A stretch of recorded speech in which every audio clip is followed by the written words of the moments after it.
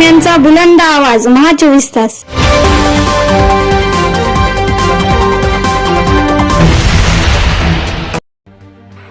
नमस्कार, महा 24 तास न्यूजच्या बातमीपत्रामध्ये आपल्या सर्वांचं स्वागत आहे. बातमी येते नांदेडच्या हदगावमधून. हदगाव तालुक्यातील जगापूर येथे शक्तीपीठ महामार्गाच्या सीमांकन करण्यासाठी आलेल्या कर्मचाऱ्यांना शेतकऱ्यांनी केला विरोध. सध्या महाराष्ट्रामध्ये एकीकडे शक्तीपीठ महामार्गाची जोरदार चर्चा असून मंत्रिमंडळामध्ये शक्तीपीठ महामार्गासाठी एकीकडे मंजुरी दिली जाते, मात्र दुसरीकडे शेतकरी मोठ्या प्रमाणात विरोध करतानाही दिसत आहे. शक्तीपीठ महामार्ग 12 जिल्ह्यातून जाणार हा शक्तीपीठ महामार्गाला शेतकरी मोठ्या प्रमाणात विरोध करतानाही समोर येत आहे. नांदेड जिल्ह्यातील हदगाव तालुक्यातील जगापूर येथे आज रोजी शक्तीपीठ महामार्गाच्या सीमांकन मोजणीसाठी आलेले रस्ता विकासचे अभियंता सुरेश के जोशी यांना व महसूल कर्मचाऱ्यांना शेतकऱ्यांनी निवेदन देऊन मोजणीला विरोध दर्शवला. तर पाहूया तेथील शेतकरी काय म्हणाले. महा 24 तास न्यूजसाठी महेंद्र धोंगडे, नांदेड. एकच जिद्द, एकच जिद्द, एकच जिद्द, शक्तीपीठ रद्द झालाच पाहिजे. जमीन आमच्या हक्काची, नाही कुणाच्या बापाची, जमीन आमच्या हक्काची, नाही कुणाच्या बापाची. एकच जिद्द. शक्तीपीठ रद्द. आज मोजे जगापूर इथे शक्तीपीठ महामार्गासाठी मोजणीसाठी शासकीय कर्मचारी आलेले होते, परंतु इथल्या जगापूरच्या सर्व शेतकऱ्यांचा या मार्गास विरोध आहे. कारण या मार्गाने कुठलाही शेतकऱ्यांचा फायदा होणार नाही. हा मार्ग बंदिस्त असल्यामुळे आणि याचा फायदा शेतकऱ्यांना होत नाहीये. याच्यावर शेतकऱ्यांचा ट्रक, ट्रॅक्टर किंवा कुठलेही वाहन जाण्याची कुठलीही शक्यता नाही. कारण या महामार्गाची उंची जास्त आहे. तत्वतः सगळ्या शेतकऱ्यांचा या मार्गाला सक्त तीव्र विरोध आहे. म्हणून परिसरातले सुद्धा अनेक शेतकरी इथं जमलेले आहेत. त्यामुळं आमची एकच भावना आहे की शासनाने हा मार्ग रद्द करावा. कारण यापासून शेतकऱ्याचा कुठलाही फायदा नाही. याऐवजी या परिसराला पाण्याची उपाययोजना, जमिनी सुधारण, पायवाट यासाठी काहीतरी पर्याय शोधावा, पांधन रस्ते मिळावेत आणि जास्तीत जास्त इसापूरचा एक कॅनॉल या परिसरातून जे नियोजित आहे, अपेक्षित आहे, तो मार्ग इथून काढावा, ज्यामुळं की या बाजूची जमीन ही अजूनही सुजलाम सुफलाम होईल. आजही बऱ्याच शेतकऱ्यांनी आपल्या कुवतीप्रमाणे पाईपलाईन, बोर, विहिरी खोदून या भागात सुफलाम सुफलाम केलेला आहे, उद्ध्वस्त होत आहे. म्हणून आमची एकच शासनाला विनंती आहे की हा मार्ग इथून नको.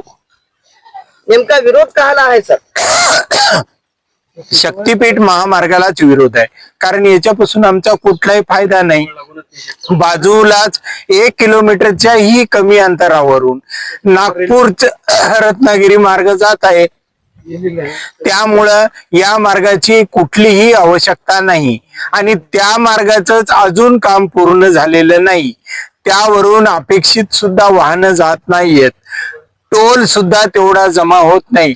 मग हा बिनकामाचा मार्ग तयार करून शासन काय करते हे आमच्या लक्षात येत नाही. पण आमची सुपीक जमीन जाते, ही जमीन पुन्हा आम्हाला मिळणं शक्य नाही. आणि या जमिनी गेल्यामुळं इथला तरुण वर्ग बेकार होईल, कामासाठी कुठंतरी दारोदार भेटेल आणि व्यसनाधीन होईल.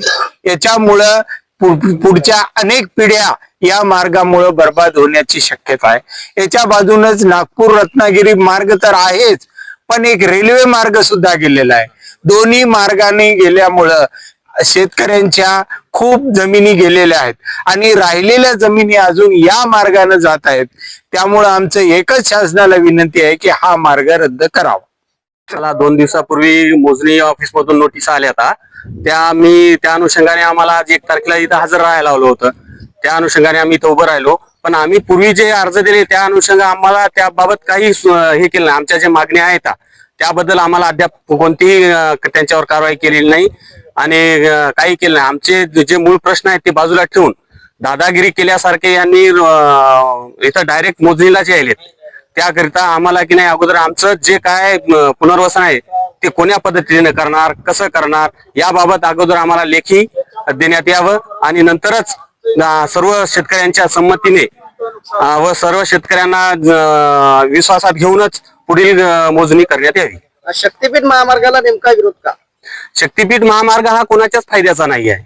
हा जवळूनच या एरियामधून अगोदरच 2 रोड गेलेले आहेत, एक रेल्वे गेलेली आहे. त्याच्यामुळे काल परवाच बऱ्याच शेतकऱ्याचे 5-5, 10-10 एकर जमीन त्या साईडची पडीत राहिलेली आहे. हा शक्तीपीठ ही 25-30 फूट उंच होणार आहे, त्यामुळे आजूबाजूच्या बऱ्याच शेतकऱ्यांचं त्यामुळे नुकसान होणार आहे आणि याची मागणी सुद्धा कोणी केलेली नाही. शक्तीपीठ मार्गाला आमच्या शेतकऱ्याचा सक्त विरोध आहे. पहिलेच आम्ही शेतकरी अल्पभूधारक आहोत, आम्ही भूमिहीन होत आहोत. आमचे लेकर बाळ अन्नावतून मरतील, त्याला जमिनी राहणार नाहीत. अगोदरच मुलाचे लग्न होईनात, त्यात जमीन नसल्यावर कोणी मुली देणार नाहीत. जवळून 1 किलोमीटर 600 मीटरवरून नागपूर रत्नागिरी मार्ग गेलेला हायवे आहे, तो त्याचंच काम चालू आहे. त्यामुळे या रोडची कोणीही मागणी केलेली नाही. हा रोड उंच असल्यामुळे कोणत्या शेतकऱ्याला फायदा होणार नाही, कोणत्या युवकाला धंदा करता येणार नाही, कोणतं वाहन नेता येणार नाही. याची कोणीही मागणी केली नाही, कोणतीही आवश्यकता नसताना हे जाणून बुजून आहे. यासाठी आमचं एकच विनंती आहे की शासनाला गावात शक्तीपीठ महामार्ग रद्द करावा आणि आमचे लेकर जे खायला त्यांना अन्नधान्य खाऊ द्यावे. दुसरी कोणतीही मागणी नाही. आम्हाला हा रोड नकोच आहे. त्या मार्गाची काहीही आवश्यकता नाही, मागणी नाही, कोणीही मागणी केलेली नाही आहे. त्यामुळे हा रोड रद्द झालाच पाहिजे. एकच मागणी आहे आमची, शक्तीपीठ रद्द झाला पाहिजे.